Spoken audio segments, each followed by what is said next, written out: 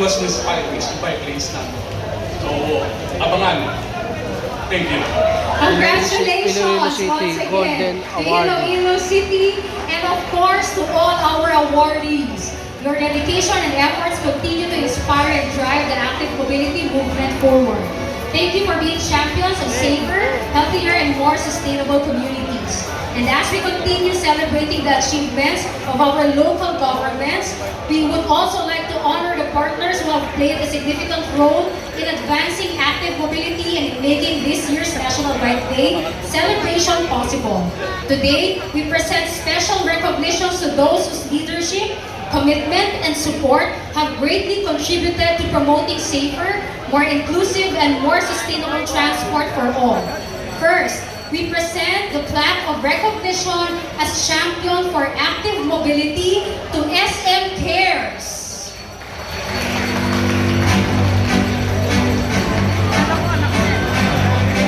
Let's give them a big round of applause.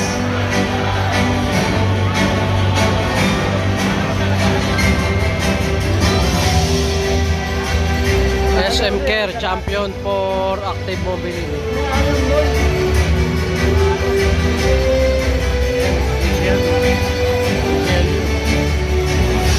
May hawak na baby.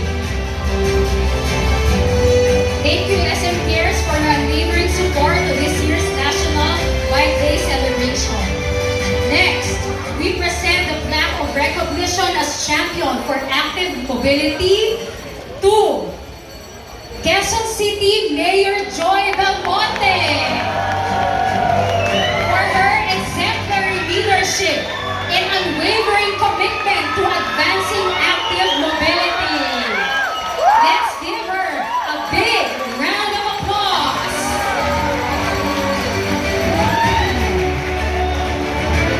Mayor Joy Belmonte, Finally, champion we for present active mobility. an act of appreciation as host LGU to the Quezon City government. In recognition and appreciation for providing support and serving as host LGU for the National Bike Day 2025. Let's give them a big round of applause.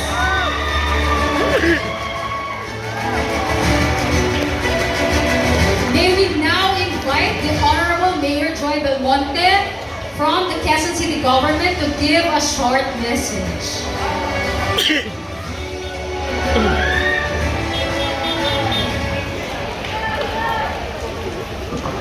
And sa aking mga kasamahan na LGU ha, hindi to luto ha, hindi parang Miss Universe.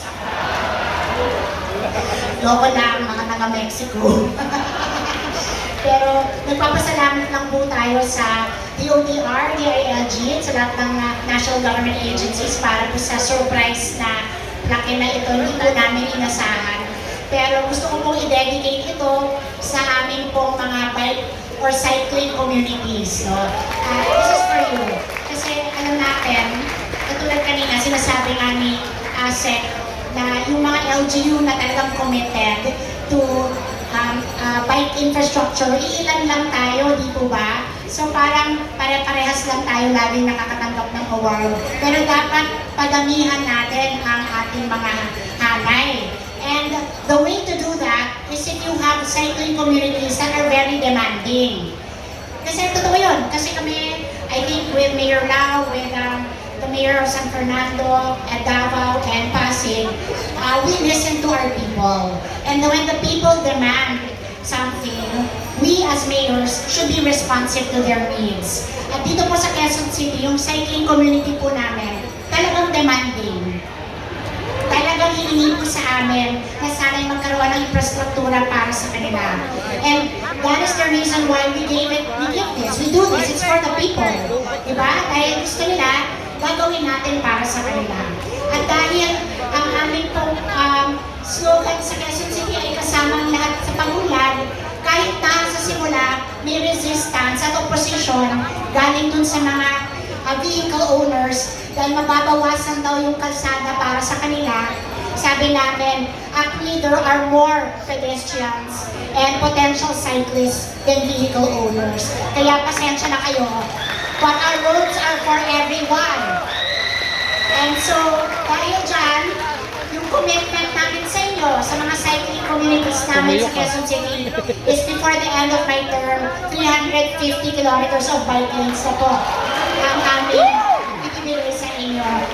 At sana, sa tulong natin lahat, with these 350 at commitment natin yan sa kanila, we hope, of course, that we will be able to give our citizens cleaner air, more options for transport, and of course, a more sustainable city. Maraming pong salamat sa honor nito at mabuhay po tayo lahat. Maraming salamat, Honorable Mayor Joy Belmonte at Quezon City Government. So walang humpay na kontribusyon sa active mobility sa bansa. The Quezon City Government indeed serves as a model city in pushing for active mobility in the Philippines.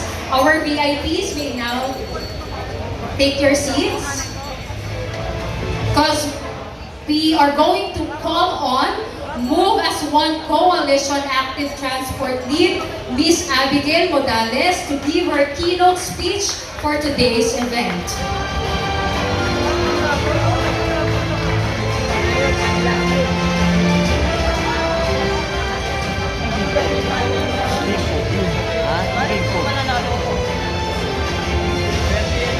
Send mo. Yan dun o. Sahod mo lang dun sa tubig dun o. Hinira na yun sa likod mo. Hello po!